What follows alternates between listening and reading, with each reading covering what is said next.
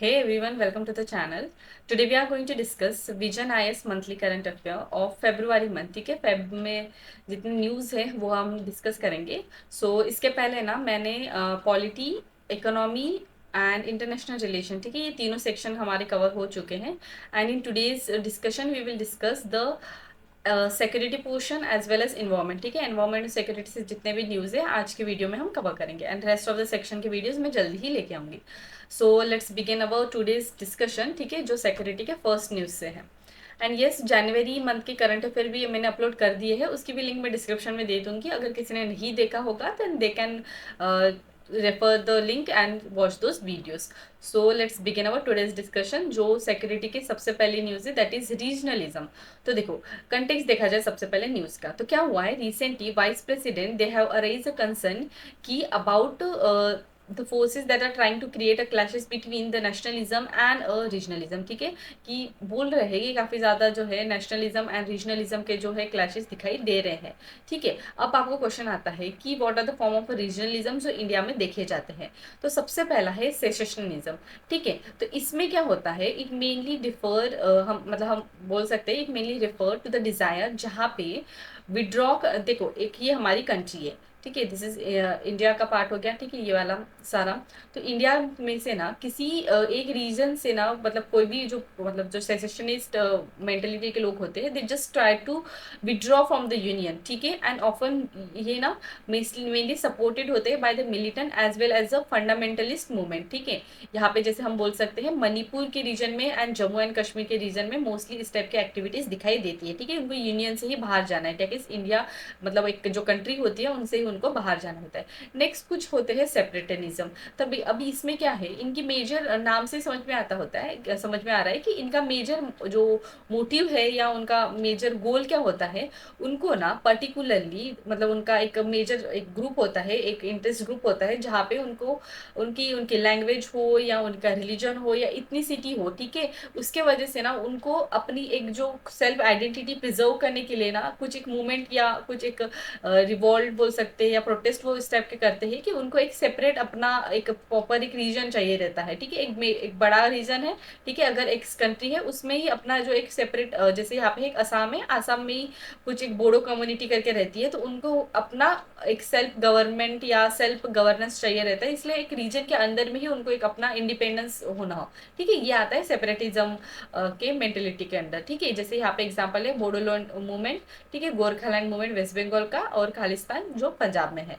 उसके बाद है थर्ड डिमांड ऑफ ऑटोनॉमी. जैसे कि कुछ रीजनल पार्टीज या यूनियन टेरिटरी जैसे कि एनसीटी दिल्ली. ठीक है, they are demanding autonomy and full state status. ठीक है, ये वाला एक पॉइंट आ गया. उसके बाद है सुपरा स्टेट रीजनलिज्म. अभी इसमें क्या होता है, इट मेनली अराइज जहाँ पे ना शेयर्ड इंटरेस्ट होता है लोगों का and rest of the multiple state में, मतलब एक ग्रुप का या एक सेट ऑफ पीपल्स का ना एक शेयर्ड मेंटेलिटी होती है रेस्ट ऑफ द ग्रुप से. ठीक है, एंड उसमें ना जैसे कि यहाँ पे आ गया, जैसे यहाँ पे with in the ethnic regionalism जो नॉर्थ ईस्ट पैटर्न में ज़्यादातर दिखाई देता है. ठीक है, तो ये हो गया सुपरा स्टेट रीजनलिज्म. और एक होता है intra state and interstate and intrastate regionalism. यहाँ पे क्या होता है, इंटरस्टेट रीजनलिज्म मेनली क्रिएट जहाँ पे डिवीजन होता है अमंग टू और more state. And Insta state अगर रीजनलिज्म देखा जाए तो मेनली ये होता है विद इन द स्टेट. ठीक है, to stick certain state of autonomy. तो this are the types of regionalism जो इंडिया में देखे जाते हैं. अब रीजनलिज्म मेनली क्यों होता है या व्हाट आर द मतलब यहाँ पे फैक्टर्स भी हैं और यहाँ पे कुछ बेसिक आइडिया दी है. तो देखो, रीजनलिज्म मेनली शेयर आइडेंटिटी की वजह से थे. ठीक है, तो देखो रीजनलिज्म रिफ्लेक्ट करता है लोगों की share sense of identity among the people जो एक स्पेसिफिक जोग्राफिकल एरिया में रहते हैं. ठीक है, मेनली ये share identity on the basis of बोल सकते कि उनका एक डिफरेंट इथनिक ग्रुप या लिंग्विस्टिक या इकोनॉमिक या कल्चर मतलब कल्चरल हम बोल सकते हैं उनका डिफरेंट होता है. ठीक है, as compare to the particular group जो उस रीजन में रिसाइड करता है. ठीक है, अभी इवोल्यूशन अगर देखा जाए इंडिया में तो रीजनलिज्म का अगर देखा जाए मेनली रूट वो हम कॉलोनियल पीरियड से ही देख सकते हैं. तो first form of a regionalism ना पोस्ट इंडिपेंडेंस इंडिया में दिखाई दिया. ठीक है, जहाँ पे रीजन में, ठीक है, मतलब स्टेट्स लिंग्विस्टिक बेसिस में फॉर्म किया जाए ऐसा मतलब कहना था लोगों का. ठीक है, उस पर हमने जैसे पॉलिटी जिसने लक्ष्मीकांत पढ़ी होगी, ठीक है, उनको अच्छे से याद होगा कि कि लिंग्विस्टिक बेसिस पे स्टेट का डिवीजन लोग चाहते थे, तो इसलिए ना हंगर स्ट्राइक भी की थी एक पोटी श्रीराम मुल्लू करके, ठीक है। उन्होंने दे फास्ट टिलर दैट, ओके। तो ये वाला एक पॉइंट आ गया। उसके बाद ना ये तो फर्स्ट टाइम ऐसी डिमांड हुई थी। उसके बाद ना लेटर काफ़ी सारे स्टेट्स जो है का क्रिएशन हुआ, लेकिन लैंग्वेज बेसिस पे तो स्टेट हुआ ही क्रिएशन। उसके बाद काफ़ी ज़्यादा डिफरेंट स्टेट का फॉर्मेशन हुआ, जैसे कि यहाँ पे आ गया झारखंड, छत्तीसगढ़, उत्तराखंड जो 2000 में फॉर्म हुए थे। उसके बाद तेलंगाना स्टेट सेपरेट होना अभी रिसेंट में 2014 में, ठीक है, आंध्र प्रदेश से। और ऐसे ही काफ़ी ज़्यादा जो है रीजनल चैप्टर्स हम देख सकते हैं, रीजनल मूवमेंट देख सकते हैं, ठीक है, जिससे हमें पता चलता है कि रीजनलिज्म जो है इंडिया में काफ़ी टाइम से चलते ही आ रहा है, ठीक है। अभी फैक्टर्स क्या है, जैसे कि शेयर आइडेंटिटी, ठीक है। शेयर आइडेंटिटी लिंग्विस्टिक बेसिस पे भी हो सकती है, कल्चरल बेसिस पे हो सकती है। जैसे लिंग्विस्टिक बेसिस पे काफ़ी बार दिखाई देता है साउथर्न स्टेट में, यहाँ पे एग्जाम्पल है तमिलनाडु द्रविडियन मूवमेंट, ठीक है, लिंग्विस्टिक वाले आइडेंटिटी के बेसिस पे। उसके बाद है एथनोसेंट्रिज्म। अभी एथनोसेंट्रिज्म क्या होता है, नेटिव पीपल जो होते हैं they mainly possess such type of authenticity over certain regional issues, ठीक है। एंड उनको ऐसा मतलब वो ऐसा मानते हैं कि they are the insider and other people are the outsider, ठीक है। ऐसे इनसाइडर और आउटसाइडर करके जो होता है उनमें जो है सेंस ऑफ आइडेंटिटी या सेंस ऑफ थिंकिंग ऐसे डेवलप हो जाती है, ठीक है। तो हम एथनोसिटी वाला एक पॉइंट कंसिडर कर सकते हैं। यहाँ पे एग्जांपल भी दिया है, जैसे कि construction of a Marathi manoos, ठीक है, which means those people are residing inside the Maratha belonging to Maharashtra and exclude the person जो अदर स्टेट से वहाँ पे आते हैं, ठीक है। ये एक पॉइंट हो गया। उसके बाद ट्राइबल आइडेंटिटी, ठीक है, क्योंकि ट्राइबल आइडेंटिटी हम बोल सकते हैं कल्चरल डिफरेंसेस होते हैं, और ट्राइबल सोशो इकोनॉमिक जो है वो भी डिफरेंसेस वहाँ पे दिखाई देते हैं। So they develop such regional tendency कि उनको अपना ही रीजन चाहिए या अपने ही पीपल चाहिए, ठीक है।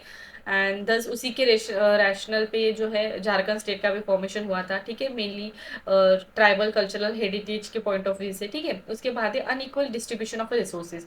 तो देखो मेनली क्या होता है यहाँ पे, जैसे कि यहाँ पे एग्जाम्पल से ही समझ लेते हैं हम कि गोरखा नेशनलिस्ट लिबरेशन फोरम, ठीक है, इस फोरम का मेनली इमरजेंसी इसलिए हुआ था, ठीक है, इन दार्जिलिंग, कि लोगों को ऐसा लगता था कि कुछ रीजन जो है उनके अंडर डेवलप है as compare to certain region, ठीक है। तो यहाँ पे गोरखा लैंड वालों का जो ऐसा था कि उनका रीजन अंडर डेवलप है as compare to the southern Bengal, ठीक है। उसके बाद है development and administrative region, okay. ऐसा लगता है कुछ पॉलिसीज या डिसीजंस कि कुछ एरियाज को ज़्यादा प्रायोरिटी दी जा रही है और कुछ एरियाज को लेस प्रायोरिटी। एंड दस मेजर एग्जाम्पल हम बोल सकते हैं स्टेट ऑफ तेलंगाना, जिसका सेपरेशन हुआ फ्रॉम आंध्र प्रदेश, ठीक है। सो ये उनका एडमिनिस्ट्रेटिव और डेवलपमेंटल इशू की वजह से ही हुआ, ठीक है। ये हो गया हमारा सबसे पहले पॉइंट, मतलब कौन से फैक्टर रिस्पॉन्सिबल है। अब इम्पैक्ट क्या होता है रीजनलिज्म का, तो देखो रीजनलिज्म के ना कुछ पॉजिटिव इम्पैक्ट भी है and yes there are the negative impact. अभी पॉजिटिव क्या है, देखो रीजनलिज्म ना समहाउ प्रमोट अ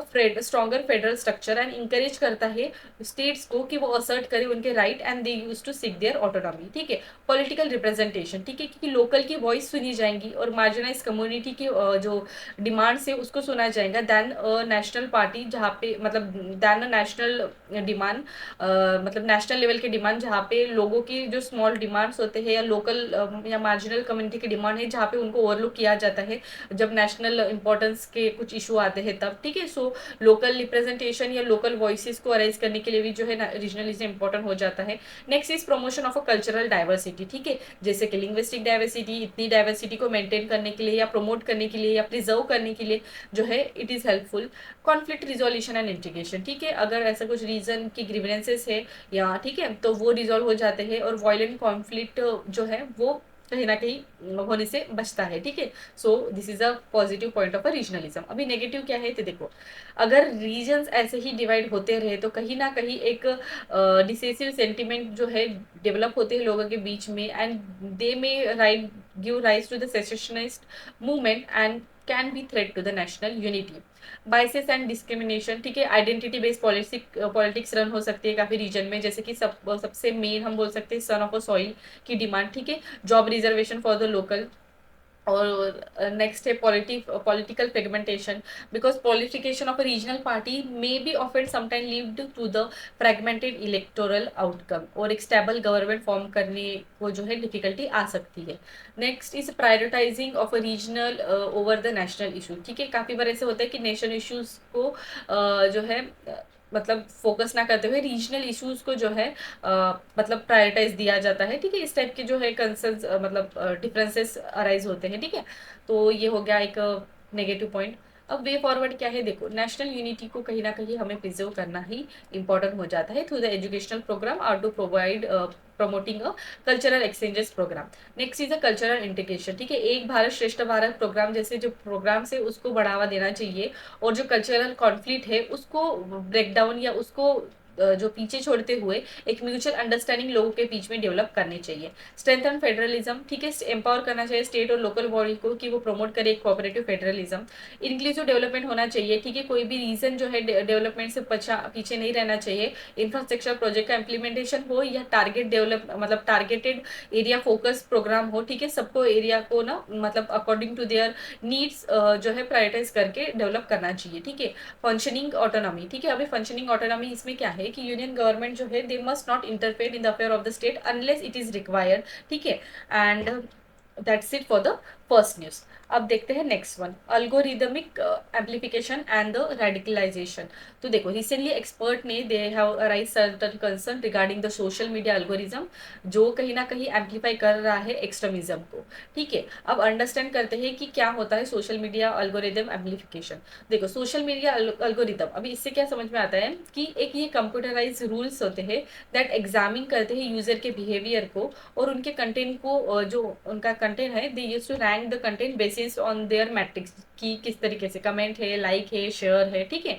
और ये ना मेनली मशीन लर्निंग मॉडल्स को यूज किया जाता है and it mainly work as a amplifier, ठीक है। जहाँ पे क्या होता है because post are with higher engagement and likes, ठीक है, एंड अलॉन्ग विद हैशटैग वो क्विकली वायरल हो जाते हैं as compare to the other one, ठीक है। और एक पॉइंट और एक टर्म है अल्गोरिदम रेडिकलाइजेशन। इसमें क्या होता है, अल्गोरिदम जो सोशल मीडिया डिवन प्लेटफॉर्म पे यूज किया जाता है वो कहीं ना कहीं कुछ एक्सट्रीमिस्ट प्रोपेगेंडा या पोलराइजिंग नैरेटिव को प्रोपोगेट करता है, ठीक है। और ये कहीं ना कहीं इन्फ्लुएंस करता है लोगों के आइडियोलॉजिकल स्टैंड में, ठीक है, सोसाइटल डिवीजन क्रिएट करने में और कहीं ना कहीं मिस इन्फॉर्मेशन को प्रोपोगेट करने में, ठीक है। एंड ये जो अल्गोरिदम होता है ना कहीं हम बोल सकते हैं कि it is somewhat bad for the society because it somewhat lead or confirm certain type of biases and create a group polarization, ठीक है।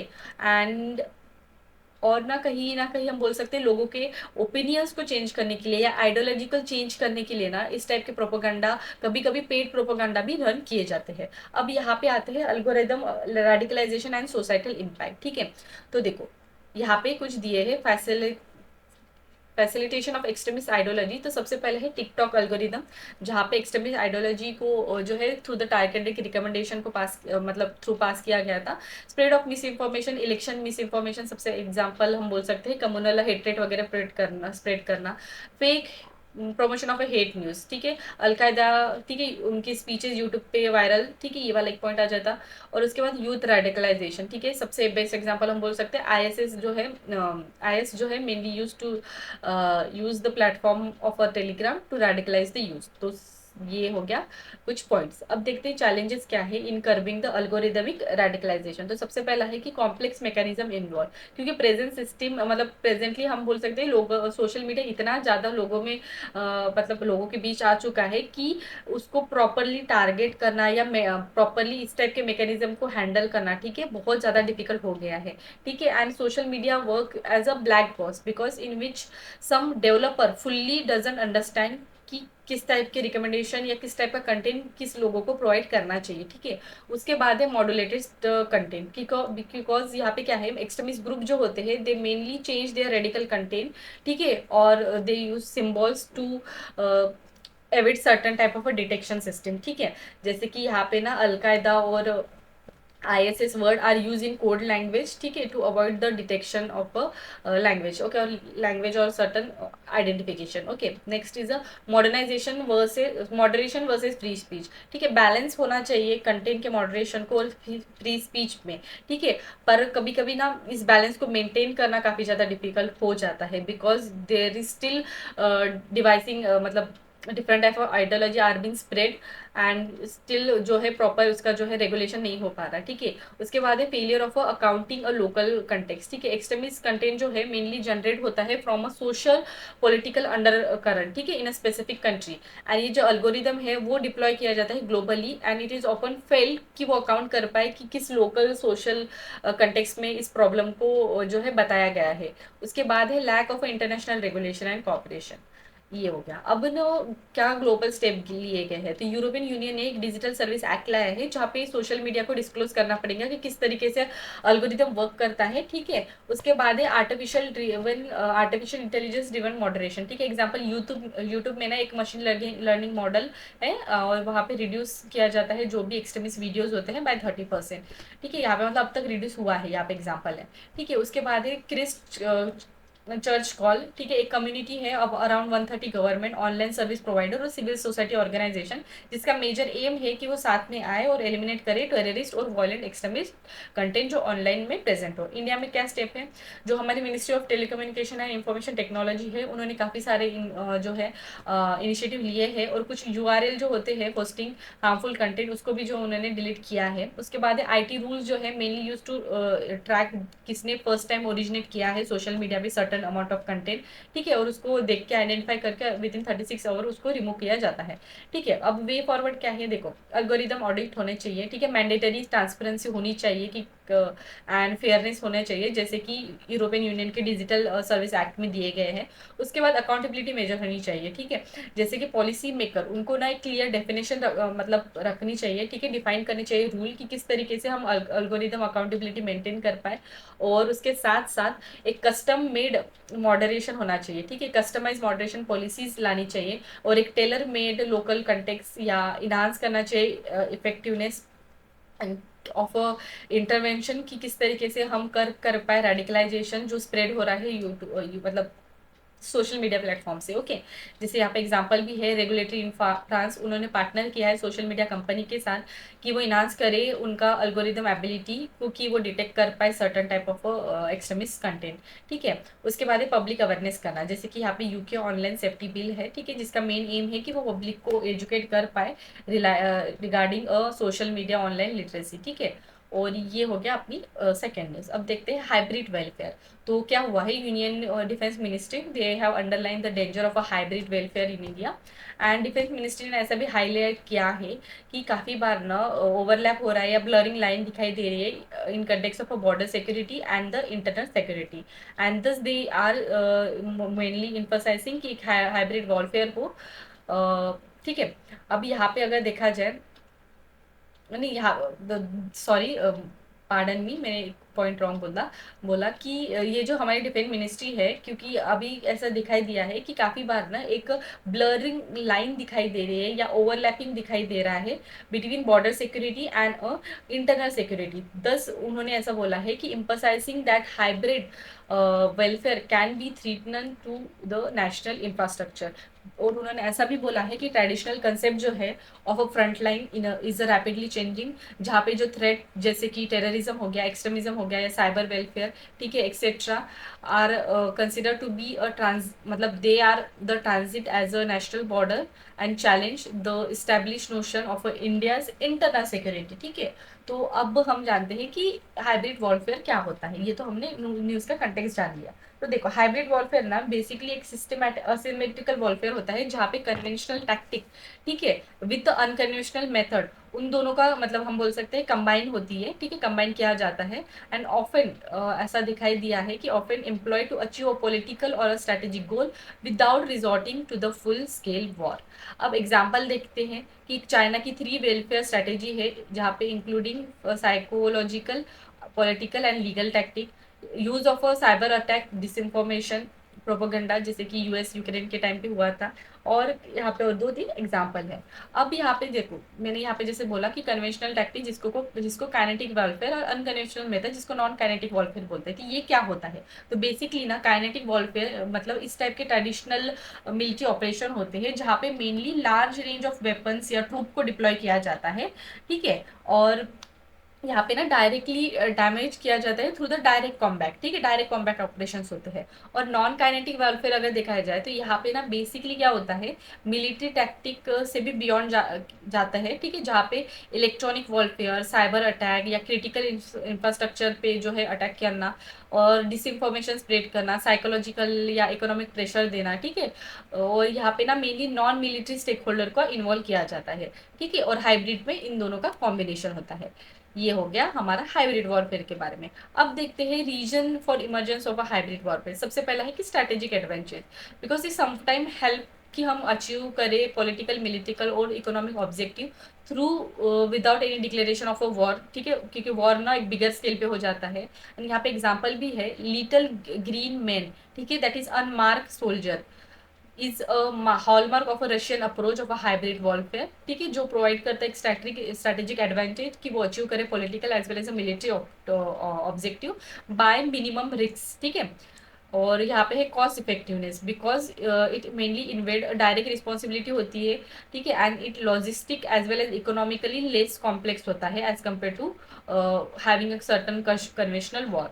जहाँ पे एग्जाम्पल भी दिया है, US mainly use a policy tool intended to reduce a threat from Iran, ठीक है, जैसे कि इकोनॉमिक सैंक्शन लगाना, और ठीक है, और मिलिट्री स्पेंडिंग वगैरह से मतलब फॉर्मली तो मिलिट्री स्पेंडिंग एंड फाइनेंस पे ज़्यादा ध्यान दे देते हैं, पर अभी ना वो डिफरेंट मेजर्स यूज कर रहे हैं, जैसे कि इकोनॉमिक सैंक्शन। उसके बाद है टेक्नोलॉजिकल एडवांसमेंट। अभी टेक्नोलॉजिकल एडवांसमेंट में क्या है कि rise of a cyber capability और आर्टिफिशियल इंटेलिजेंस हो गया या डिजिटल कम्युनिकेशन टूल्स हो गया, वो कहीं ना कहीं इनेबल करते हैं कि जो non traditional method of warfare है वो रन कर पाए, ठीक है, without having any direct military confrontation, ठीक है। और यहाँ पे एग्जाम्पल दिया है Russian cyber attack against the Ukraine, ये एग्जाम्पल है रिसेंट का। उसके बाद है fourth, rise of a non state actor and a proxy warfare.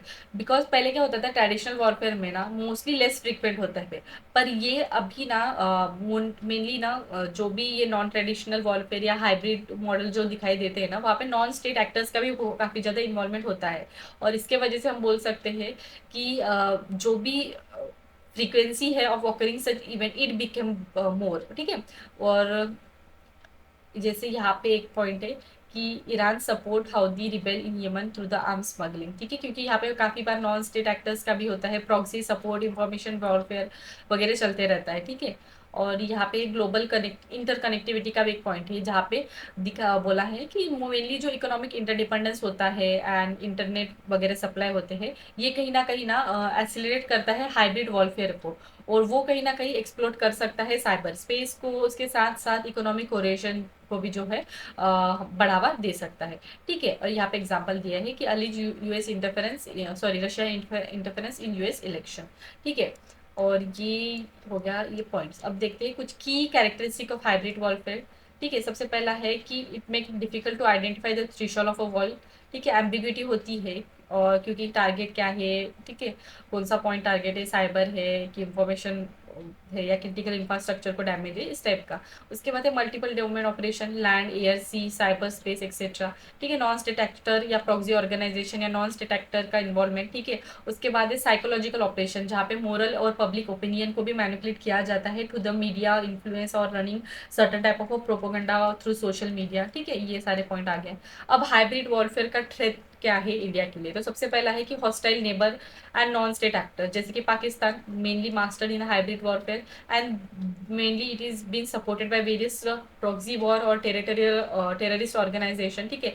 External threat, अब एक्सटर्नल थ्रेट में क्या आ गया, चाइना जो है specialise in grey zone strategy, ठीक है, जहाँ पे they has been winning war without fighting a war and meeting the global aspiration.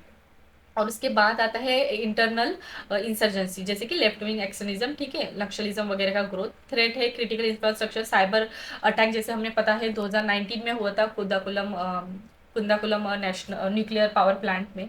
उसके बाद है इकोनॉमिक वॉरफेयर, ठीक है, सिग्निफिकेंटली ना ऐसा दिखाई, मतलब काफ़ी बार ऐसा दिखाई देता है कि चाइना जो है मेनली इंपोर्ट करती है electronic good and they make vulnerable India in a supply chain disruption. So these are certain hybrid warfare threat जो इंडिया को है। अब इंडिया का प्रिपेयर्डनेस क्या है, तो सबसे पहला है इंडिया मॉडर्नाइज कर रहा है डिफेंस कैपेसिटी को, ठीक है, कैपेबिलिटी इन डिफरेंस फील्ड, ठीक है, जैसे कि डिफेंस इंडिजनाइजेशन भी काम कर रहा है, उसके साथ साथ कुछ प्रोग्राम भी वो रन कर रहा है under the directional unrestricted run रे गन अरे प्रोग्राम, ठीक है, दुर्गा प्रोग्राम के अंडर। उसके बाद स्ट्रक्चरल रिफॉर्म भी ला रहा है, military integration through creation of a chief defence officer. उसके साथ साथ defence AI council, defence AI agency, इसका भी फॉर्मेशन हो रहा है। साइबर सिक्योरिटी के फील्ड में भी काफ़ी ज़्यादा जो है ऑपरेशन गवर्नमेंट रन कर रहा है, जैसे कि डिफेंस साइबर एजेंसी का फॉर्मेशन।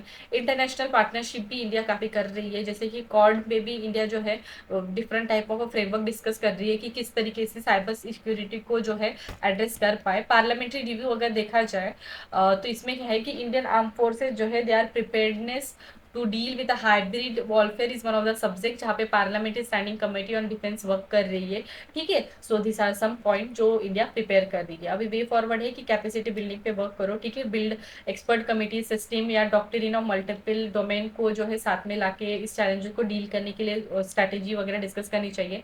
इंटीग्रेटेड हाइब्रिड वॉरफेयर, ठीक है, जहाँ पे डिफरेंट डिफेंस स्ट्रैटेजी को सीख के या जो है मतलब डिफरेंट डिफरेंट कंट्री से लेके हमें जो है इंटीग्रेट करना चाहिए हमारी नेशनल सिक्योरिटी स्ट्रैटेजी के साथ। उसके बाद है adopting a proactive approach instead of a reactive approach, ठीक है, प्रोएक्टिव अप्रोच के पास ध्यान देना चाहिए, जहाँ पे स्मार्ट पावर का यूज़, ठीक है, स्मार्ट पॉलिसी या सॉफ्ट पॉलिसीज का यूज़ करके जो है इश्यूज़ को सॉल्व करने का ट्राई करना चाहिए।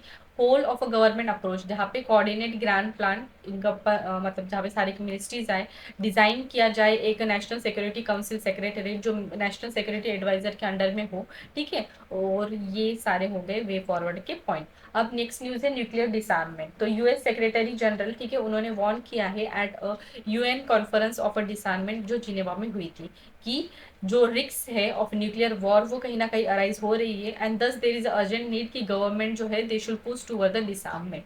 अब देखते हैं कि फैक्टर क्या रिस्पॉन्सिबल है regarding increasing risk of a nuclear war. तो सबसे पहला है कि जियो पोलिटिकल रिस्क। तो काफ़ी बार ना मतलब काफ़ी जगह पर ऐसे दिखाई दे रहा है कि जियो पोलिटिकल टेंशन ना ये कहीं ना कहीं नेशंस को प्रोवोक कर सकता है टू यूज़ न्यूक्लियर, एंड दस न्यूक्लियर सिक्योरिटी का कंसर्न अरेज हो रहा है। जैसे कि हमें पता है कि रशिया उन्होंने सस्पेंड किया एक new strategic arm reduction treaty से, ठीक है, and they also withdraw from comprehensive nuclear test treaty ban and thus during the nuclear war. तो ये एक जियो पोलिटिकल रिस्क जो है हम बोल सकते हैं। उसके बाद है doomsday clock alert, that is in January 2025 symbolic clock जो होती है जो 1 second closer to the catastrophe, उन्होंने सिग्नलाइज किया है कि ये न्यूक्लियर वॉर की रिस्क जो है वो बढ़ रही है।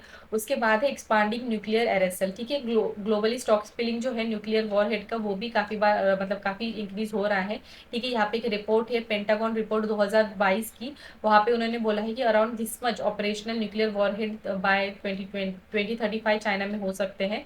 न्यूक्लियर मॉडर्नाइजेशन रिस्क भी काफ़ी दिखाई देती है, जैसे कि hypersonic missile, because they use to reduce the response time and increase the risk of misidentification. और बाद में है risk of a false alarm and accidental acceleration, ठीक है, जैसे कि 1983 में सोवियत ने यूज़ किया था, ठीक है, इस टाइप के अलार्म को जो फॉल्स रिस्क अलार्म हम बोल सकते हैं। बाद में एक न्यूअर टेक्नोलॉजी, ठीक है, जैसे कि वेपनाइजेशन में ना आर्टिफिशियल इंटेलिजेंस का यूज़ वगैरह करना, ठीक है, and automated nuclear decision making का यूज़ करना भी कहीं ना कहीं कंसर्न अराइज कर रहा है। एंड बाद में है आर्म रेस स्प्रेड हो रही है आउटर स्पेस में, ठीक है, ज़मीन पे तो होती ही थी, अभी आउटर स्पेस में भी जो है आर्म रेस इंक्रीज हो रही है, जैसे कि US space force expansion and then India ASAT test, ठीक है, जिसको मिशन शक्ति के अंदर हम बोल सकते हैं। So this are the point. अब न्यूक्लियर डिसआर्ममेंट क्या होता है, नाम से समझ में आता है कि न्यूक्लियर टेस्ट या न्यूक्लियर को जो होता है वेपन्स को रिड्यूस करना या उसको एलिमिनेट करना, ठीक है, वर्ल्ड वाइड, और वर्ल्ड को जो है एक न्यूक्लियर वर्ल्ड बनाना।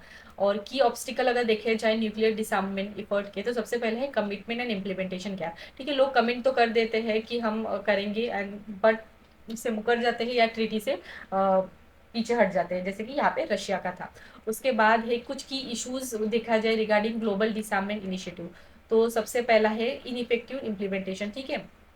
कॉन्फ्रेंस जो है has a little conference of disarmament has a little progress and raising a scepticism about disarmament effort. उसके बाद ही काफ़ी ज़्यादा लूपहोल है ट्रीटीज़ में, जैसे कि एनपीटी ट्रीटीज़ हो गया, और यहाँ पे एग्जांपल भी दिया है कि यूएस एंड यूएसएसआर जो है they focused on stopping other from acquiring nuclear vapour, पर खुद जो है इस पर बिलीव नहीं करते, ठीक है। And then binding from agreement, sorry, withdrawal from certain agreement, North Korea जो है they exited from this NPT and यहाँ पे कुछ और है, that is bilateral arm control failure because intermediate range nuclear forces जो है treaty, they are banding ground level missiles, ठीक है, बट ग्राउंड मतलब एक्चुअल में इसका implementation is difficult then outside disarmament framework, जहाँ पे दिया है कि 3 डी फैक्टर न्यूक्लियर स्टेट, जहाँ पे India, Israel and Pakistan, they mainly remain outside the NPT, that is मतलब हम उसको बोल सकते हैं कि it is some of the challenging global disarmament effort and global military imbalance because in 2023 US जो है उन्होंने इतने बिलियन जो है that is around 37% of global defence में स्पेंडिंग की है, भाई रशिया ने भी जो है अराउंड 4.5 मतलब $109 ठीक है, इतना उन्होंने इन्वेस्ट किया है। दस वी कैन से दैट कि काफ़ी ज़्यादा जो है सिग्निफिकेंट गैप दिखाई देता है in reinforcement of Russian reliance on nuclear deterrence for the strategic balance. और बाद में यहाँ पे ना कुछ ग्लोबल न्यूक्लियर ट्रीटीज दिए हैं जैसे कि एनपीटी, ठीक है, नॉन प्रोलिफिकेशन ट्रीटी है न्यूक्लियर वेपन की, जो मेनली स्प्रेड जो होता है न्यूक्लियर वेपन का और उसका प्रमोशन मतलब उसको प्रिवेंट करना और प्रमोट करना डिसआर्ममेंट।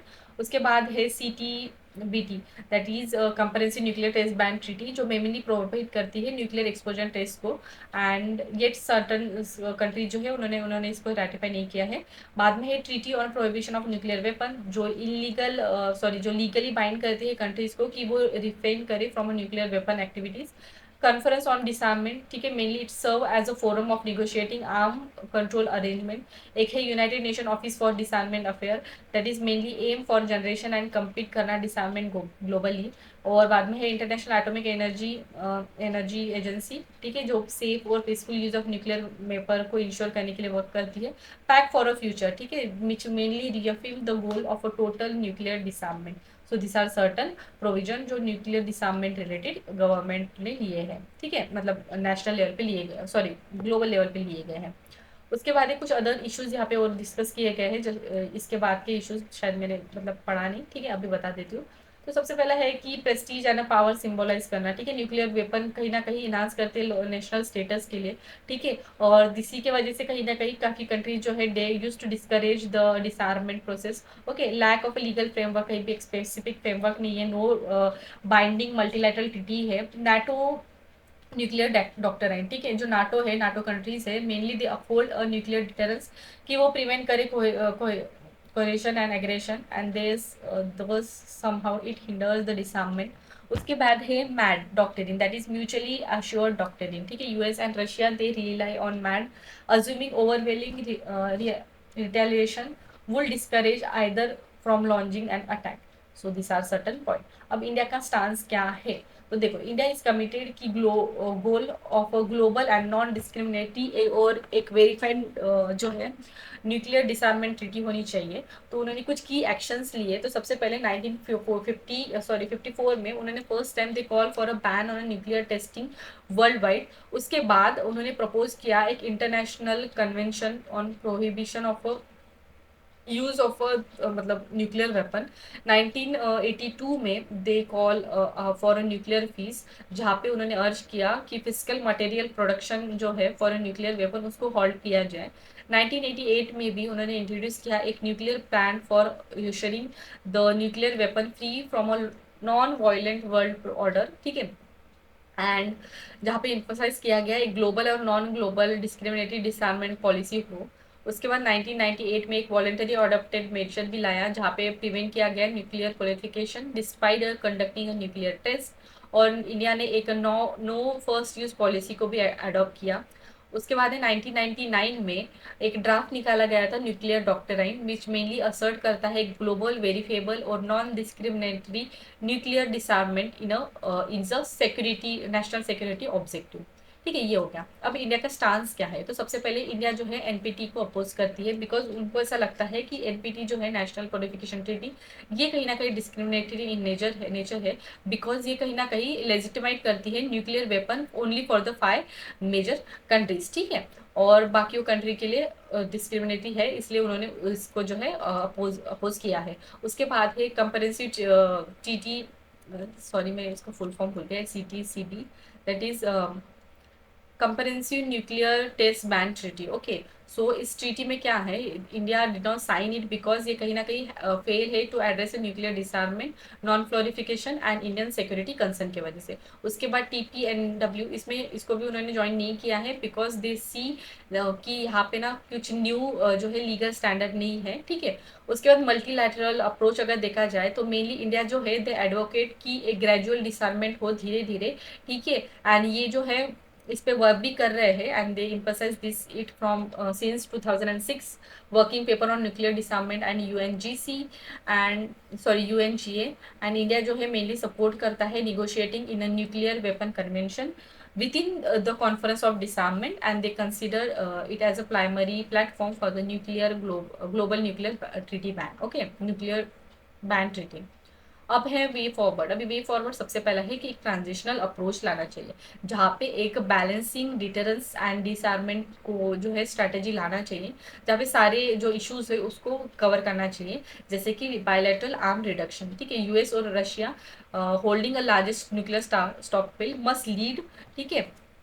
और उसके साथ साथ मिनिमल न्यूक्लियर डिटरेंस और नो यूज पॉलिसी को भी अडॉप्ट करना चाहिए। उसके बाद है treaty based limit on a strategic missile defence, ठीक है, जहाँ पे मेनली इम्फोसाइज किया जाएगा ऑन अ हाइपरसोनिक वेपन्स को।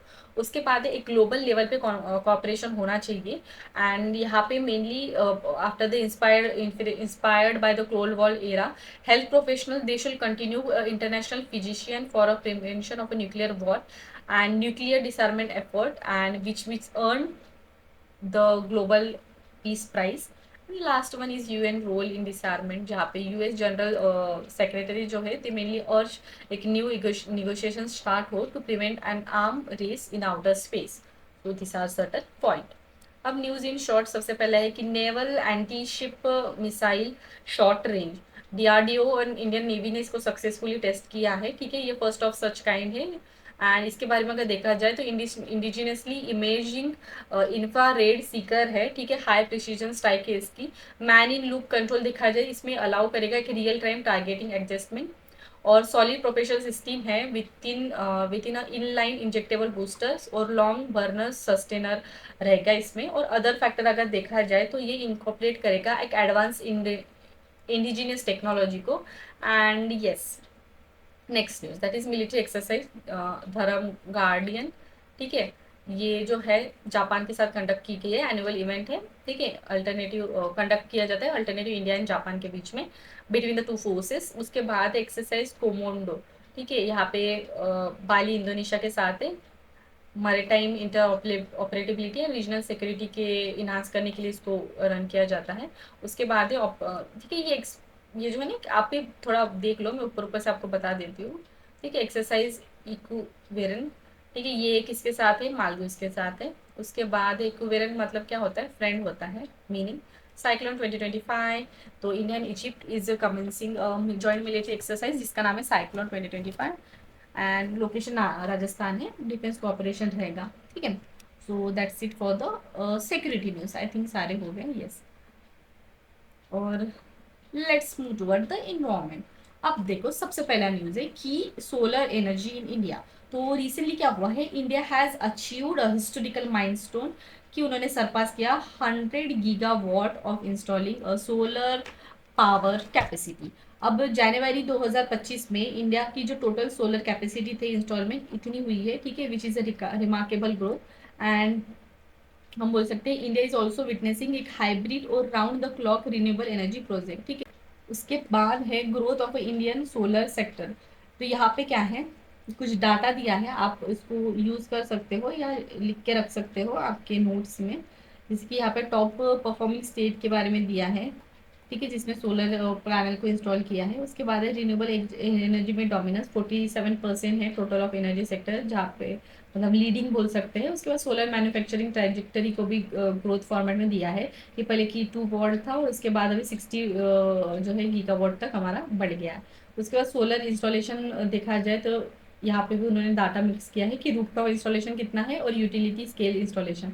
उसके बाद कैपेसिटी इंक्रीज जो है उस पर भी उन्होंने डाटा दिया है, ठीक है, पहले कितना था बस इतना और अभी इतना हुआ है। So it is a remarkable growth. So this is the data regarding solar sector. अब सोलर सेक्टर देखो, कन्वेंशनली थर्मल, मतलब यहाँ पे क्या होता है, सन की एनर्जी को कन्वर्ट किया जाता है थर्मल और इलेक्ट्रिक एनर्जी में, ठीक है। फोटोवोल्टाइक सेल का यूज किया जाता है, और it is made up of different type of semiconductor material. उसके साथ साथ concentrating solar thermal power system, ठीक है, जहाँ पे मिरर का यूज करके, ठीक है, रिफ्लेक्ट किया जाता है और एनर्जी, मतलब जो सनलाइट होती है उसको कंसंट्रेट किया जाता है एंड उसको प्रॉपरली रिसीव किया जाता है एंड कलेक्ट करके उसके बाद उसका जो प्रोसेस है, ठीक है, हीट का वगैरह वो किया जाता है, ठीक है, कंसंट्रेटिंग सोलर और थर्मल पावर सिस्टम के अंदर। ठीक है, टाइप्स अगर देखा जाए फोटो वोल्टेइक सिस्टम के, तो सबसे पहला है कि ग्रिड ट्राइड, ठीक है, यहाँ पे ना ग्रिड फॉर्मेट में सारे अरेंज होते हैं और उसके थ्रू जो है लाइट को स्टोर किया जाता है एंड देन एनर्जी, मतलब जो भी प्रॉपर आगे का प्रोसेस है वो किया जाता है। उसके बाद है कि grid tied with a battery backup, ठीक है, तो यहाँ पे ना इंटीग्रेटेड सोलर पैनल, जहाँ पे ग्रिड का कनेक्शन भी होता है, उसके साथ साथ बैटरी स्टोरेज यूनिट भी होते हैं, ठीक है, क्योंकि बैटरी बैकअप का भी जो है प्रोविजन ड्यूरिंग द ग्रिड, अगर मतलब ग्रिड की कंडीशन अगर अच्छी नहीं हुई, देन बैटरी बैकअप जो है वो यूजफुल रह सकता है, इसलिए, ठीक है। ऑफ ग्रिड सिस्टम, जहाँ पे ना mainly use of a solar panel, जहाँ पे to convert sunlight into direct current, ठीक है, and which is mainly store in the battery. और ना ये इसको मेनली यूज किया जाता है इन द एरिया जहाँ पे लैक ऑफ एक्सेस होता है कंसिस्टेंट एनर्जी सप्लाई का, ठीक है।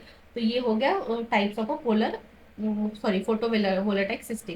अब यहाँ पे पोटेंशियल देखता है इंडिया का सोलर सेक्टर का, तो around 748 gigawatt, assuming 3% of a waste land area, and it will cover by the solar PV models, ठीक है। सिग्निफिकेंस अगर देखा जाए तो सबसे पहला है कि इंडिया क्लाइमेट चेंज के टारगेट को अचीव करना है, ठीक है, जो पेरिस एग्रीमेंट में मेंशन है, इंडिया के जो नेशनली डिटरमाइंड कंट्रीब्यूशन है, ठीक है, जहाँ जो इंक्लूड करता है कि cutting emission intensity by 45% and achieving 50% on a non fossil fuel by 2030, ठीक है, इसलिए इंपॉर्टेंट हो जाता है। उसके साथ साथ इंडिया का एक एम भी है कि वो अचीव करे 500 gigawatt of non fossil fuel capacity by 2030, that is जो उन्होंने पंचामृत अनाउंस किए थे यूएन ट्रिपल सी में, मतलब COP26 में, तो उसको भी अचीव करने के लिए जो है सोलर एनर्जी का जो है ग्रो होना इंडिया में इज अ पॉजिटिव वन, और we can say that it is one of the significant for India.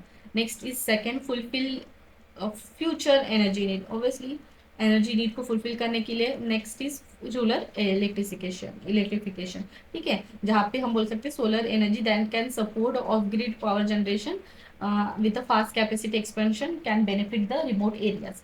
So this are the point. अब है next factor behind the solar energy growth, तो सबसे पहला है कि जोग्राफिकल एडवांटेज। तो अभी ना इंडिया जो है they it use to reduce, मतलब it use to receive abundant solar radiation, ठीक है, अराउंड 300 सनी डेज होते हैं पर ईयर, एंड एवरेज अगर देखा जाए तो 4 to 7 किलो वॉट, ठीक है, per metre square per day इतना रिसीव होता है। बस we can say that geographical advantage एक पॉइंट आ जाता है। Second is a government policy, जैसे कि गवर्नमेंट ने एक पीएम कुसुम करके स्कीम दी है, जहाँ पे एग्रीकल्चर सेक्टर में सोलर पावर का यूज। उसके बाद है पीएम सूर्य घर, जहाँ पे मुफ्त बिजली योजना जो इनेबल करती है अराउंड 10.09 लाख रूफ टॉप में सोलर इंस्टॉलेशन, ठीक है, ये वाला एक पॉइंट आ जाता है। उसके बाद फिजिकल सपोर्ट, ठीक है, इंडिया जो है 100% FDI through automatic route solar sector में अलाउ करती है। उसके बाद है boost RE consumption, that is यहाँ पे क्या होता है, रिन्यूएबल एनर्जी का कंजप्शन अगर हो रहा है तो रिन्यूएबल परचेस ऑब्लिगेशन ट्रेजेक्टरी इसको अनाउंस किया गया है गवर्नमेंट थ्रू, ठीक है। तो इसके थ्रू भी जो हम बोल सकते हैं एक डिसेंट्रलाइज वे में जो है रिन्यूएबल एनर्जी का डिस्ट्रीब्यूशन इज पॉसिबल, ठीक है। उसके बाद है indigenous manufacturing of solar component, तो यहाँ पे क्या आता है कि सोलर पार्क का इंस्टॉलेशन या production link incentive scheme through जो है government national programme on high efficiency solar model को इम्प्लीमेंट कर रही है। So this is a positive one. Next is a consumer awareness, ठीक है, जैसे कि जो हमारी ब्यूरो ऑफ एनर्जी एफिशिएंसी है, दे लॉन्च सर्टन प्रोग्राम जैसे कि standard and labelling programme for both grid connected solar inverter as well as non जो सोलर पावर फोटोवोल्टिक मॉडल्स होते हैं, ठीक है। तो इसके थ्रू जो है कंज्यूमर को चॉइस रहेंगी कि वो किस टाइप के एनर्जी उसको यूज कर पाए, and this they can improve the energy efficiency and building infrastructure, ठीक है। ग्रीन एनर्जी कॉरिडोर स्कीम के under government is time to lay down a new transmission line, जहाँ पे मेनली रिन्यूएबल एनर्जी थ्रू जो है supply किया जाएगा जो भी न्यू बिल्डिंग इंफ्रास्ट्रक्चर होगा, ठीक है। तो ये एक पॉइंट हो गया। उसके बाद है इंटरनेशनल कॉपरेशन पे भी गवर्नमेंट मतलब इंडिया काफ़ी एक्टिव है, जैसे कि हमारा सबसे मेन हो गया इंटरनेशनल सोलर अलायंस, ठीक है। उसके साथ साथ Indo German solar energy partnership भी इंडिया ने साइन की है, और डेवलपिंग अ मार्केट फोर्सेज, जहाँ पे मेनली इंट्रोड्यूस किया जाएगा कुछ मैकेनिज्म, और मेनली वहाँ पे फैसिलिटेट किया जाएगा इन्वेस्टमेंट इन अ रूफटॉप पीवी सिस्टम, ठीक है। और ये तो हो गया सारे पॉजिटिव। अब देखते हैं कुछ इश्यूज क्या है। तो सबसे पहला है कि लैंड मिलना, ठीक है। लैंड एक्विजिशन, बिकॉज लैंड बहुत ज़्यादा लगता है, ठीक है। और कहीं ना कहीं बस सोलर पावर इंस्टॉल करने की वजह से कहीं ना कहीं फूड सिक्योरिटी या इन्वायरमेंटल इंटरेस्ट जो है दूसरे, वो लॉस ना हो पाए, ये एक पॉइंट बन जाता है, ठीक है। और सेकेंड इज इंफ्रास्ट्रक्चर कंस्ट्रेंट, ठीक है। काफ़ी बार ना ग्रिड का integration with the energy storage, वो टेक्निकल लिमिटेशन और high cost installation cost are certain point. Environmental concern भी अगर देखा जाए तो extraction of a mineral need for a solar, जैसे कि लिथियम हो गया या कोबाल्ट वगैरह हो गया, ठीक है। तो वो कहीं ना कहीं डिफिकल्ट है, and mining in certain area is also been restricted, और सर्टन टाइप ऑफ जो हम बोल सकते हैं लोगों का जो है रेस्ट्रिक्शन होता है, मतलब लोग मोस्टली नहीं फेवर करते माइनिंग इन सर्टन एरियाज, ठीक है। तो इस टाइप के मिनरल्स को एक्सट्रैक्ट करना जस्ट फॉर द सोलर की सोलर जो पैनल जनरेशन वगैरह, ठीक है, तो वो डिफिकल्ट हो जाता है।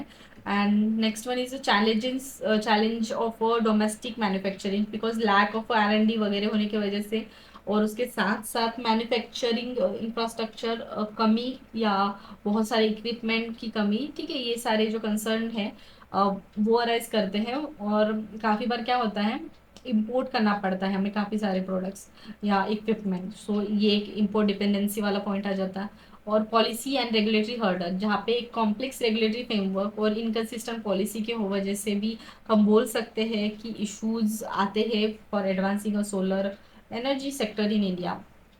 एंड काफ़ी बार delay in approval, land clearance, ठीक है, high investment, wastage problem. So this are certain points. अब वे फॉरवर्ड सबसे पहला है कि मॉडर्नाइज करो ग्रिड सिस्टम को। उसके बाद है लैंड इफिशिएंसी का, मतलब इफेक्टिवली लैंड यूज़ करना किस तरीके से चाहिए उस पर काम करना चाहिए, और पॉलिसीज़ जो है प्रॉपरली सिंप्लीफाई होने चाहिए, सो दैट एक प्रॉपर स्ट्रीमलाइन प्रोजेक्ट का अप्रूवल भी मिल पाए, डिले ना हो, ठीक है। उसके बाद है टेक्नोलॉजिकल इनोवेशन, जहाँ पे advancement in solar panel efficiency, energy storage पे भी ध्यान दिया जाए। उसके साथ साथ एक हाइब्रिड सिस्टम का इंस्टॉलमेंट उस पर भी ध्यान दिया जाए, और एक सर्कुलर इकोनॉमिक अप्रोच, जहाँ पे एक रोबस रिसाइकलिंग सिस्टम का installation for a solar panel and batteries to recover, and जो नीड्स होते हैं न्यू मिनरल एक्सट्रैक्शन उस पर भी ध्यान दिया जाए, ठीक है। और उसके बाद है डोमेस्टिक मैन्युफैक्चरिंग को बूस्ट करना, ना कि इम्पोर्ट पे डिपेंडेंट रहना। So this are some way forward. अब next is a soil health card scheme. तो देखो, इसको 2015 में लॉन्च किया गया था, और इसको अराउंड 10 साल हो गए हैं। तो अभी ये स्कीम जो है मेनली इसको जो इंट्रोड्यूस किया गया था to assist the state government कि वो इशू करे एक soil health card to all the farmer all over the country. Since 2022-2023 से स्कीम जो है इट हैज़ बीन इंटीग्रेट किया गया है प्रधानमंत्री राष्ट्रीय कृषि विकास योजना कैफेटेरिया स्कीम के साथ। और ये जो स्कीम रहेगी ना, ठीक है, it is act as one of the component, जिसका नाम है सॉइल हेल्थ एंड फर्टिलिटी। अभी ये स्कीम के बारे में देखें, प्रधानमंत्री राष्ट्रीय कृषि विकास योजना तो 7-8 के टाइम पे लॉन्च हुई थी, ठीक है। लैंडमार्क स्कीम है जो department of agriculture and forest के अंडर में आती है। ऑब्जेक्टिव अगर देखा जाए तो इसका मेन है कि वह इंसेंटिवाइज करे स्टेट को कि they should draw up the comprehensive agriculture development plan, और इंश्योर कर पाए एक integrated development in the agriculture as well as allied sector, ठीक है। इसके कुछ कंपोनेंट है जैसे कि soil health management, rain feed area development, agro forestry, ठीक, परंपरागत कृषि विकास योजना वगैरह, ये इसी के पार्ट है। अब देखते हैं सॉइल हेल्थ का। Union ministry of agriculture and farmers, okay. Soil health का मेनली इसका ऑब्जेक्टिव यही है कि ये इशू कर पाए सॉइल हेल्थ की कंडीशन किस तरीके से है, एंड डेवलप कर का एक soil test based nutrition management को प्रमोट कर पाए। एंड यस, किस तरीके से सॉइल है और क्या हम कर सकते हैं उसको, मतलब बेहतर, या कौन से क्रॉप के लिए कौन से सॉइल नीडेड है, ये सारा एनालाइज करने के लिए, ठीक है। उसके बाद फीचर्स हेल्थ कार्ड प्रोवाइड किया जाएगा, न्यूट्रिशन लेवल क्या है आपके सॉइल का और कौन सी न्यूट्रिशन आपको एक्स्ट्रा देनी चाहिए, मतलब सारा आइडिया बता देगा सॉइल का। ठीक है, उसके साथ साथ setting up a village level soil testing lab और सॉइल हेल्थ कार्ड पोर्टल भी यहाँ पे है, जहाँ पे यूनिफॉर्म और एक स्टैंडर्डाइज फॉर्मेट रहेगा all across the countries and major languages. उसके साथ साथ पांच पांच डायलेक्ट भी उसमें मेंशन है उस पोर्टल पे। Implementation by the department of agriculture of the respective state. Technological advancement अगर देखा जाए तो इसको इसमें आता है कि integration of a portal with a geographical information system, ठीक है, जीआईएस सिस्टम के साथ उसको इंटीग्रेट किया गया है। Creation of a mobile app जो सॉइल हेल्थ कार्ड रिलेटेड जितने भी डाटा रहेंगे उसको हेल्प मतलब एक्सेस करने के लिए हेल्पफुल रह सकता है। और कुछ पैरामीटर्स अगर देखे जाए सॉइल हेल्थ कार्ड के, तो माइक्रोन्यूट्रिएंट अदर्स फैक्टर। मैक्रो में आएगा nitrogen, phosphorus, potassium and sulphur. उसके बाद है माइक्रो में आएगा zinc, iron, copper, manganese, boron. और अदर फैक्टर में आएगा पीएच वैल्यू देखेंगे, एसिडिटी है या बेसिक है, EC that is electric conductivity and OC that is organic carbon. इन सारों को एक्सेस किया जाएगा। ये इस पैरामीटर ये सारे जो पैरामीटर है सॉइल हेल्थ कार्ड में दिखाई देते हैं। अब बेनिफिट क्या रहेगा, ऑब्वियसली हमें एक्यूरेट रिजल्ट वगैरह पता चलेगा तो प्रॉपर एनालिसिस करने के लिए हेल्प होगा। उसके साथ साथ कस्टमाइज न्यूट्रिशन रिकमेंड करने के लिए पता चल जाएगा। ऑप्टिमाइज फर्टिलाइजर का यूज, ठीक है, कॉस्ट रिडक्शन होना या ओवर यूजिंग ऑफ फर्टिलाइजर को प्रिवेंट करना। और एक free and affordable soil testing, ठीक है, दैट इज क्रॉस इफेक्टिव है एंड वाइड अवेलेबिलिटी उसकी। ठीक है, तो दिस आर सर्टन बेनिफिट। अब देखते हैं कुछ नेक्स्ट न्यूज की अचीवमेंट क्या है स्कीम के। तो around 24.74 soil health card issue हो चुके हैं। ठीक है, उसके बाद number of soil health card जो है इशू किए गए हैं increase from 16 lakh to 53 lakh, ठीक है, इतने कम सालों में। And soil and land use survey जो है ऑफ इंडिया उन्होंने जनरेट किया है कि इतने जो विलेजेस है अराउंड 1 लाख 1000 प्लस विलेजेस जो है सॉइल फर्टिलिटी मैप को डिजाइन किया गया है। उसके साथ साथ लैब्स भी इस्टेब्लिश किए गए हैं अराउंड 8000 के ऊपर एंड फंडिंग भी काफी ज्यादा जो है गवर्नमेंट थ्रू रिलीज की जाती है। पर कुछ कंस्टेंट भी है स्कीम के। तो सबसे पहले है कि क्वालिटी अश्योरेंस इश्यूज, ठीक है, सॉइल सैंपल जो है समटाइम कलेक्ट किए जो जाते हैं वो इम्प्रॉपर होते हैं, बस एक्यूरेट रिजल्ट नहीं मिल पाते।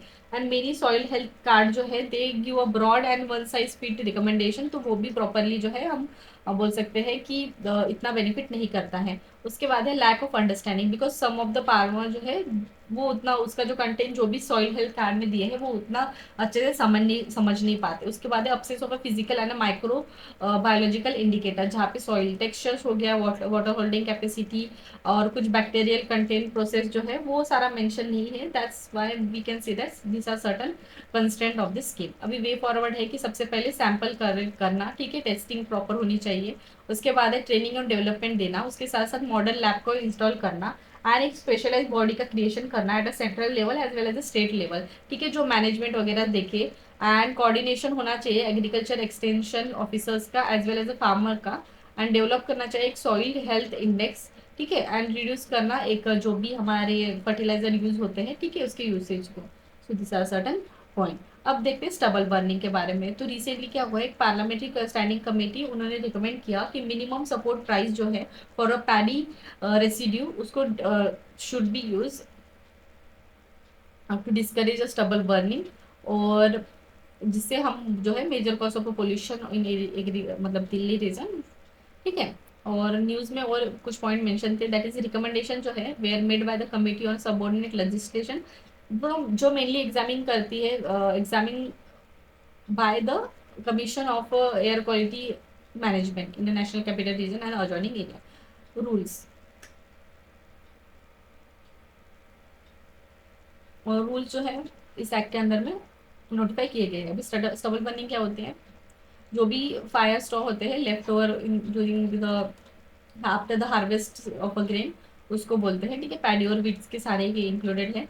और ये जो स्टबल बर्निंग होती है ना, ठीक है, it mainly use the paddy crop residue from the field and prepare करती है फॉर सोविंग द व्हीट, ठीक है। तो ये मेनली ना सितंबर एंड और बिगिनिंग ऑफ नवंबर में काफी दिखाई देती है। और ये जो प्रैक्टिस है ना मेनली पंजाब, हरियाणा और उत्तर प्रदेश में प्रेवलेंट है।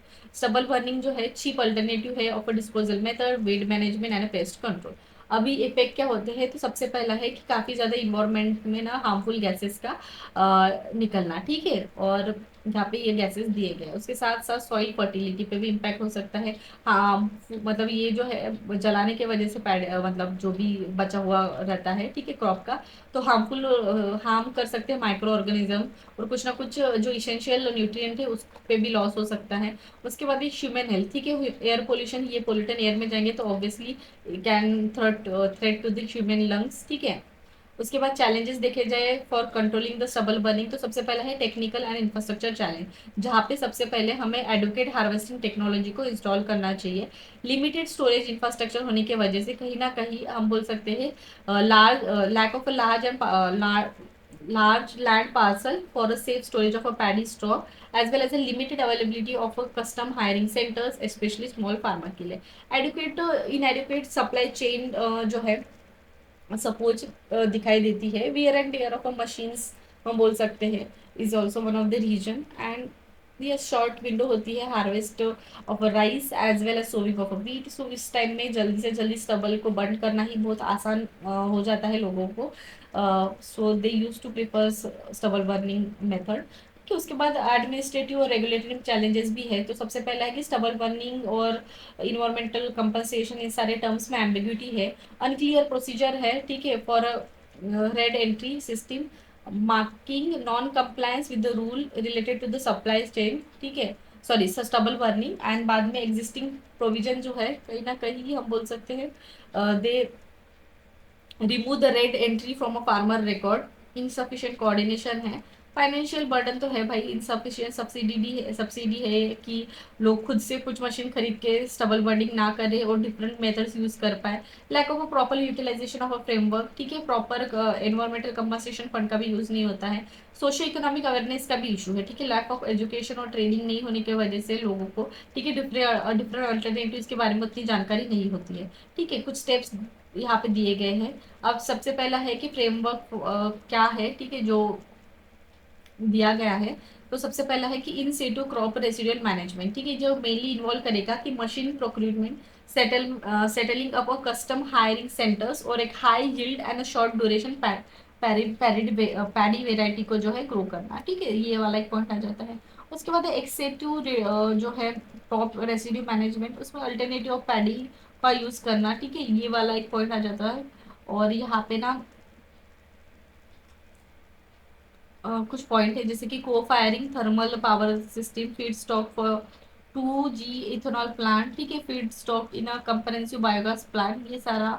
और उसके बाद है prohibition of stubble building burning, ठीक है, स्टबल रेसिड्यू बर्निंग, ठीक है, जहाँ पे through effective monitoring enforcement system to reduce generation of a paddy straw as well as imposition of environmental compensation जो फार्मर से हो that are causing air pollution as well as stubble burning. उसके बाद है प्रमोशन ऑफ अल्टरनेटिव, जिसकी यहाँ पे है बायो एंजाइम टूजा, ठीक है, हैप्पी सीडर्स सिस्टम वगैरह। फाइनेंशियल सपोर्ट का भी प्रोवाइड। और स्टेट लेवल पे अगर देखा जाए तो उत्तर प्रदेश ने परेली के बदले गोवस खाद, that is cow manure in exchange of stubble, ये एक प्रोग्राम लॉन्च किया। पंजाब ने भी मोबाइल ऐप आई खेत करके एक लॉन्च किया है, जो मेनली फैसिलिटेट करेगा फार्मर को कि एक्सेस कर पाए एग्रीकल्चर मशीनरीज को। एंड कोऑपरेटिव मशीनरी ट्रैकर का भी जो है उन्होंने जो है ऐप वगैरह डेवलप किया है। So this are certain measures जो स्टेट लेवल पे लिए गए हैं। अभी रिकमेंडेशन क्या है तो देखो भाई, फाइनेंशियल फ्रेमवर्क होना चाहिए, ठीक है, create a price system similar to MSP, so that people guarantee कि वो फार्मर मतलब स्टबल को बंद ना करे। इसके बाद है technical and infrastructure development, real type of mapping होनी चाहिए, रियल टाइम मैपिंग होनी चाहिए। उसके साथ साथ स्टोरेज फैसिलिटीज़ का जो इशू आता है लोगों को, तो स्टोरेज फैसिलिटीज़ डिफरेंट एरियाज में डेवलप करनी चाहिए, और लोकल एंटरप्रेन्योरशिप और एग्रीगेटर्स का जो है सपोर्ट लेके एक सेपरेट जो है सप्लाई चेन इंफ्रास्ट्रक्चर को डेवलप करना चाहिए। रेगुलेटरी अगर और एडमिनिस्ट्रेटिव मैकेनिज्म अगर देखा जाए तो एक स्पेसिफिक अथॉरिटी का भी जो है फॉर्मेशन हो सकता है या डिजिग्नेशन हो सकता है to solve the farmer grievance. Proper clarity होनी चाहिए जो भी अमेंडमेंट आते हैं एग्जिस्टिंग रूल्स में, ठीक है, लोगों को भी अवेयरनेस बढ़ाने के लिए गवर्नमेंट को मेजर्स लेते रहने चाहिए। एग्रीकल्चर प्रैक्टिस इम्प्रूवमेंट, जहाँ पे incentivize adoption of a short duration paddy varieties, ठीक है, और स्टैंडर्डाइज प्रोक्यूरमेंट प्रोसेसेस, जहाँ पे फॉर वेरियस अल्टरनेटिव क्रॉप उस पर ध्यान देना चाहिए, ठीक है। और कोऑर्डिनेशन एंड पॉलिसी इंटीग्रेशन, ठीक है, एक यूनिफाइड नेशनल वाइड पॉलिसी होनी चाहिए और प्रायोरिटाइज करना चाहिए वेरियस टेक्नोलॉजिकल एडॉप्शन को, ठीक है, जहाँ पे बायोफ्यूल्स वगैरह आ गए और बायोमास वगैरह। अभी न्यूज इन शॉर्ट, सबसे पहला है कि वेटलैंड एक्रेडिटेशन सेंटर। तो इंदौर और उदयपुर में वेटलैंड एक्रेडिटेशन सेंटर जो है ये दो मतलब दो इंडियन स्टेट है जहाँ पे इसको फाइंड मतलब बोल सकते हैं कि ये दोनों सिटीज को आइडेंटिफाई किया गया है, ठीक है, they are made in a global list जो रामसर कन्वेंशन ऑन वेटलैंड के अंडर में आते हैं। इंदौर में एक श्रीपुर लेक है, रामसर साइट है, एंड यहाँ पे बर्ड सेंचुरी करके उसको डेवलप किया गया है, it is been develop as a bird sanctuary. Udaipur में है सराउंडेड बाय 5 मेजर वेटलैंड, ठीक है, नेम है ये पिंचोला, फतेह सागर, रंग सागर, स्वरूप सागर एंड दूध तलाई। सो ये वाले हो गए 5। अब यहाँ पे क्या पॉइंट है और देखो, अभी वेटलैंड सिटी एक्रेडिटेशन क्या होता है कि वॉलंटरी एक्रेडिटेशन सिस्टम है जो प्रोवाइड करेगा अपॉर्चुनिटी सिटीज को that their value for natural as well as human made wetland to gain a international recognition, ठीक है, अप्रूव किया गया है at Uruguay into the COP 12 में, ठीक है, रामसर साइट 6 ईयर की वैलिडिटी होती है। सिग्निफिकेंस क्या रहेगा for preservation and wide use of urban and semi urban wetland and it will also be हम बोल सकते हैं इम्पोर्टेंट और help for the implementation of Amrit Dharohar initiative, ठीक है। कुछ क्राइटेरिया अगर देखा जाए इस वेटलैंड सिटी एक्रेडिटेशन के, तो यहाँ पे है जैसे कि रामसर साइट में होने चाहिए adoption measure of wetland conservation and ecosystem protection, implementation of wetland restoration and management measure, wetland planning into the urban land uses, public awareness and local community for wetland वगैरह वगैरह, ठीक है। अब next देखते हैं 4 more wetland include under the Ramsar convention, ठीक है। तो पहले 85 थे, अभी 89 हो गए हैं, highest in Asia, third globally. और वेटलैंड जो है दे हैव जो अभी ऐड हुए हैं, ठीक है, वो तमिलनाडु, सिक्किम और झारखंड में हुए हैं। तमिलनाडु जो है लीड करती है, 20 वेटलैंड्स अभी उसमें हो गए हैं। सिक्किम और झारखंड में भी अभी जो है they added first Ramsar site. अब न्यू रामसर साइट जो ऐड हुए हैं, तो सबसे पहला है Sakkarakottai bird sanctuary Tamil Nadu near gulf of Mannar में है, ठीक है। हिस्टोरिकल सिग्निफिकेंस देखा जाए तो Sakkarakottai tank it was dug in 1321 AD और through Kundi Maramathu community participation, ठीक है। और थेराथंगल बर्ड लाइफ सेंचुरी, ये भी गल्फ और मन्नार के पास में है, कुछ इंपॉर्टेंट स्पीशीज भी यहाँ पे मिलती है। और नोटेबल अगर देखा जाए तो बबुल ट्री यहाँ पे काफी दिखते हैं। और उसके बाद है केचो पलरी, ठीक है, वेटलैंड सिक्किम का है, जिसको विशिंग लेक भी बोला जाता है। और यहाँ पे ऐसा बोला जाता है कि फुलफिल कर दी है विश, एंड लोकली उसको ना शो दीजो शो ऐसा कुछ बोला जाता है, ठीक है। मे बी प्रोनाउंसिएशन रॉन्ग हो, so pardon in that case. Next is Udhwa lake जो झारखंड में है, ठीक है, जिसका नाम सेंट उद्धवन फ्रॉम महाभारत उसके जो है नाम पे रखा गया है, was a friend of Krishna. And इसको डिक्लेयर किया है wild life sanctuary and an important bird area, ठीक है। तो ये सारा हो गया जो रिसेंटली रामसर साइट ऐड हुए हैं, ठीक है। अब रामसर कन्वेंशन क्या है?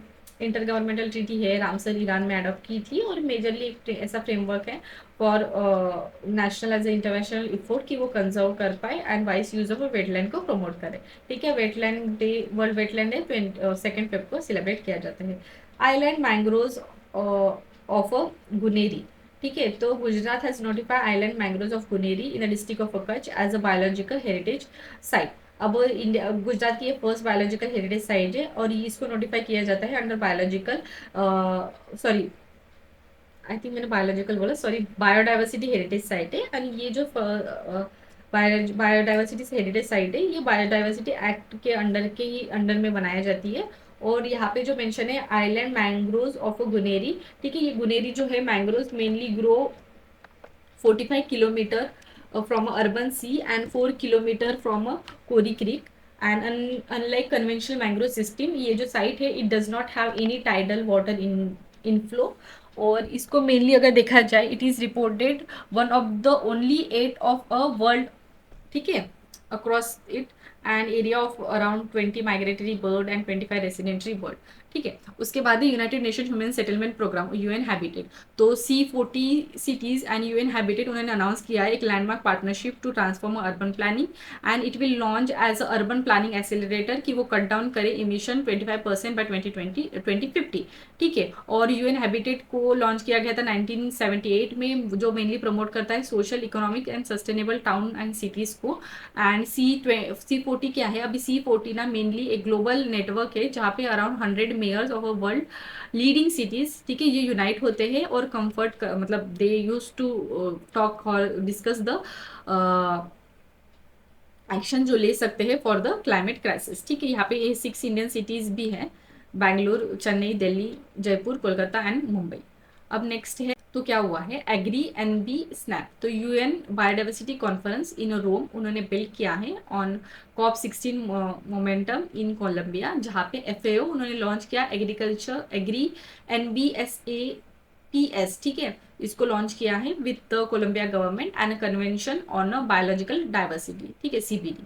अब इसके बारे में अगर देखा जाए तो ये mainly assist it mainly use to assist the government in integrating agri food system into the biodiversity national biodiversity strategy action plan. ठीक है, अब यहाँ पे agri food system mainly encompass करते हैं सारे फूड प्रोडक्शन को from work to the fork. And ये जो प्रोग्राम रहेगा ना, ठीक है, ये जो बायोडाइवर्सिटी स्ट्रेटेजी एंड प्लान है, ठीक है, ये प्रोवाइड करता है एक framework of a biodiversity conservation. ठीक है, और ये कंट्रीज जो है मेनली फ्रेम करेंगी ये एक फ्रेमवर्क को, ठीक है, स्ट्रेटेजी एक्शन प्लान को फॉर बायोडाइवर्सिटी कंजर्वेशन। एंड यहाँ पे एक है कि countries frame NBSAP under Kunming Montreal global biodiversity framework. इसका मेन एम है कि वो हॉल्ट करे एंड रिवर्स करे बायोडाइवर्सिटी लॉसेस को। और ये जो कलेक्टिव मैकेनिज्म है जहाँ पे गवर्नमेंट को काफ़ी ज़्यादा हेल्प हो पाएंगी। एंड यहाँ पे ना एक बॉक्स में दिए गए हैं कुछ points, that is key reform जो नीडेड है in agri food system to protect the biodiversity. तो सबसे पहला है कि शिफ्ट करो प्लांट बेस्ड डाइट को, ठीक है, रिड्यूस करो animal agricultural outside impact on biodiversity. उसके बाद है protect more natural land and adopt करो एक नेचर फ्रेंडली फार्मिंग को। ठीक है, जहाँ पे मोनोकल्चर को रिप्लेस करते हुए पॉलीकल्चर को वगैरह प्रोमोट करना चाहिए, उसके साथ केमिकल वगैरह को कम यूज करना चाहिए। अब देखते हैं कि why should AFS be integrated with NBSAPS। तो देखो, सबसे पहला है कि क्यूमिंगन जो ग्लोबल बायोडाइवर्सिटी फ्रेमवर्क गोल से उसके साथ अलाइन हो पाए। ठीक है, उसके साथ बाद है कि कटिंग इमिशन, एग्री फूड जो है मेनली प्रोड्यूस करता है around 1/3 of global green house gas. And दस अगर इस टाइप के प्रोग्राम हम इम्प्लीमेंट करते हैं तो ये कहीं ना कहीं it will help to cut the emission and can cause a less biodiversity loss. उसके बाद है प्रोटेक्टिंग फूड सिक्योरिटी। ठीक है, ये पॉइंट से भी। अब देखते हैं next, that is a champion of animal production. तो एक ऑर्गेनाइजेशन है दैट इज AWBI। ठीक है, तो इन्होंने क्या किया है, इसको मतलब जो है it will be honoured as a champion of animal protection under the Prani Mitra and Jeev Daya award. And ये जो है ना, ये एक prevention of cruelty of animal act 1960 के अंडर में इस्टेब्लिश की गई है, स्टैट्यूटरी एडवाइजरी बॉडी है on animal welfare law. And ये जो है it has started as a stewardship of Rukmini Devi Arundale which is well known humanitarian. And यहाँ पे ना अराउंड 28 मेंबर्स है एंड 6 मेंबर्स पार्लियामेंट पे होते हैं। F11 बैक्टीरिया, अभी ये जो बैक्टीरिया है ना, रिसेंटली इसको डिस्कवर किया गया है। एंड दैट अगर इसके बारे में और देखा जाए तो ये जो बैक्टीरिया है ना, that degrade at least 3 types of पर एंड पॉलीफ्लोरो अल्कलाइन सब्सटेंस। अभी ये बैक्टीरिया के बारे में अगर देखा जाए और डिटेल, तो ये एक एरोबैक बैक्टीरिया है इस फैमिली से, बैक्टीरियसिस फैमिली। और ये मेनली ना बायो एगमेंटेशन को प्रमोट करता है या एड करता है इन अ वेस्ट वाटर ट्रेड में। अभी बायो एगमेंटेशन क्या होता है, यहाँ पे मेनली ना एडिशन किया जाता है माइक्रो ऑर्गेनिज्म का that can biodegrade the molecules in a polluted environment. अब यहाँ पे एक टर्म है PFAS, that is per and polyfluoro alkali substance. तो ये टॉक्सिक केमिकल है that resist grease oil water and heat and यहाँ पे ना इसको फॉर एवर केमिकल भी कहा जाता है, बिकॉज उसको ना ऑलमोस्ट इनडिस्क्रिप्टेबल इन नेचर है। तो इसका यूज़ अगर देखा जाए तो नॉन स्टिकी वेयर या ग्रीस रेजिस्टेंट फूड पैकिंग में भी इसको यूज़ किया जाता है। उसके बाद है शैलो डेप्थ अर्थक्वेक। तो earthquake measure 4.5 4.0 in a Richter scale shaken the Delhi natural capital region, ठीक है। अनलाइक हिमालयन अर्थक्वेक जो कॉज होते हैं by the plate tectonic, okay, plate tectonic, and this earthquake, ये जो अर्थक्वेक था दिल्ली में वो ना इंट्रा प्लेट इवेंट था and it result in in situ material heterogeneity. और यहाँ पे ना एक पॉइंट और है कि ये जो अर्थक्वेक है ना, ठीक है, it was more intense due to the epicentre. And because epicentre क्या होता है पहले बता देती हूँ। एपिसेंटर ना अर्थ सरफेस के डायरेक्टली अबोव वाला पॉइंट, ठीक है, above the focus of earthquake, ठीक है। नीचे ना अगर ये पॉइंट हुआ जहाँ से अर्थक्वेक स्टार्ट हो रहा है तो ऊपर उसके जस्ट ऊपर वाला पॉइंट जो धरती पे दिखाई देता है उसको एपिसेंटर बोलते हैं, ठीक है। वो लोकेटेड था इन द दिल्ली, ये वाला एक पॉइंट हो जाता है। और ये जो अर्थक्वेक है ना, it was a shallow depth of around 5 kilometre.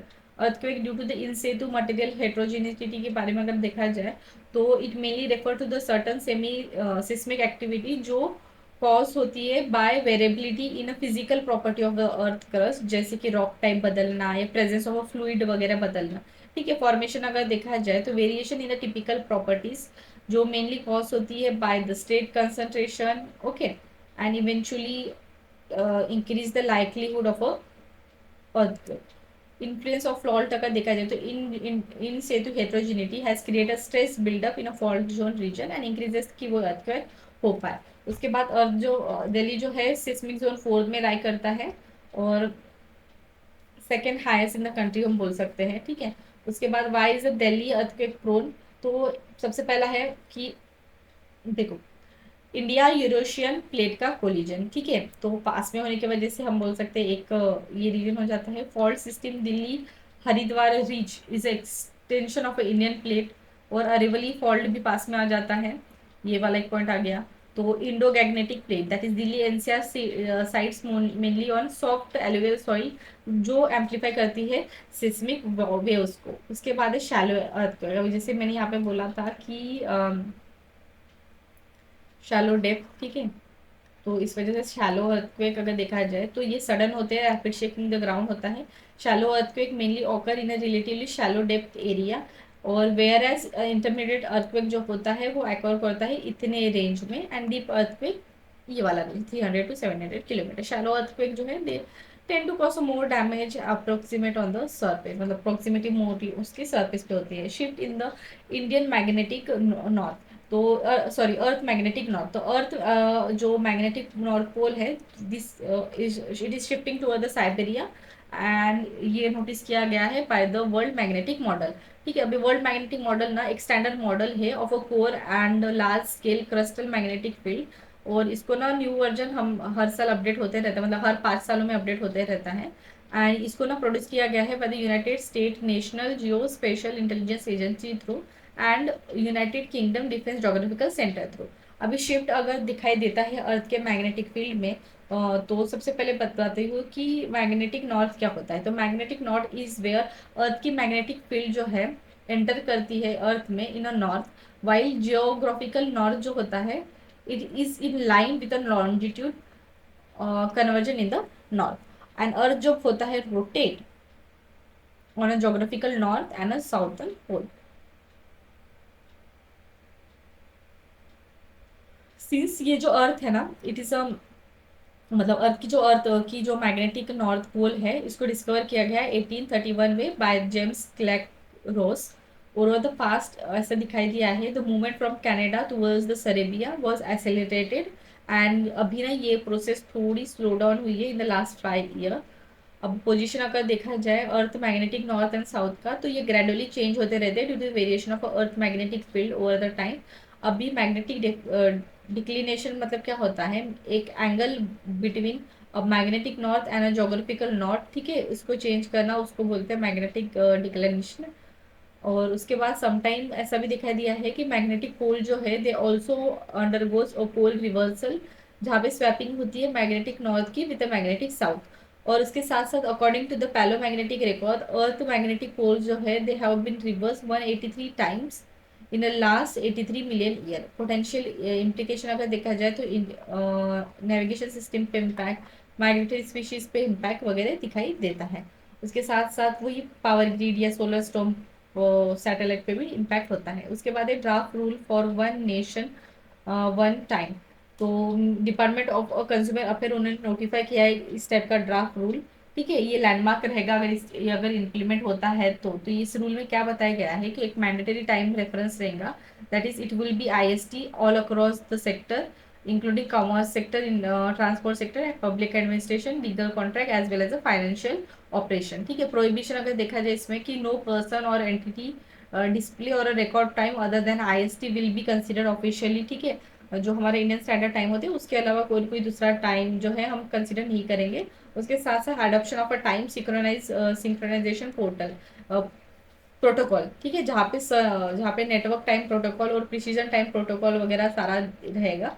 और साइबर सिक्योरिटी के पॉइंट ऑफ व्यू से अगर देखा जाए तो साइबर सिक्योरिटी मेजर और अल्टरनेटिव रेफरेंस मैकेनिज्म को भी प्रिस्क्राइब किया गया है। ऑथराइज डेविएशन अगर इस पॉइंट पे देखा जाए तो use of alternative time scale जो है ये परमिटेड है फॉर वेरियस पर्पजेस।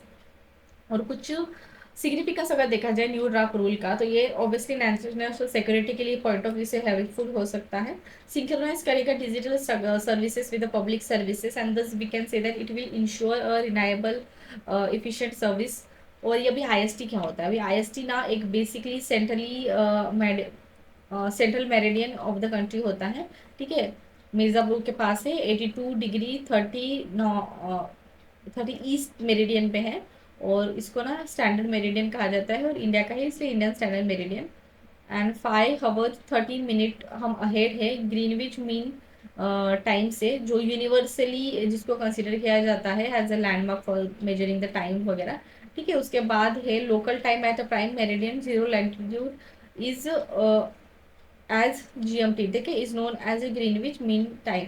और सर्वर काफ़ी बार ना सेवरल टी गार्डनर्स जो है in Assam use to follow an informal कैलेबियन और बगम tree that is tea garden time which is 1 hour ahead of a GST. So ये जो इस टाइप का रूल लाना अच्छा, मतलब बोल सकते हैं it is a good one. और बाद में है स्ट्रैटो वोल्केनो। तो ये ना एक रेयर इवेंट है, मैसिव मीथेन का plums emitted from the volcano जिसका नाम है माउंट फिताली। ठीक है, यूथियोपिया में है। और ये जो स्ट्रैटो वोल्केनो है, एंड स्ट्रैटो वोल्केनो मेजरली ना एक large steep side volcano system होती है for system for alternative layer of a lava flow and ash flow वगैरह। और प्रीतम फ्लूम के बारे में अगर देखा जाए तो मेनली इस पे large quantity of methane release की जाती है from a super emitting site. और मीथेन ना एक पोटेंशियल ग्रीन हाउस गैस है विथ 80% 80 टाइम जो है ग्लोबल वार्मिंग को कंट्रीब्यूट करता है, ग्लोबल वार्मिंग पोटेंशियल को कंट्रीब्यूट करता है।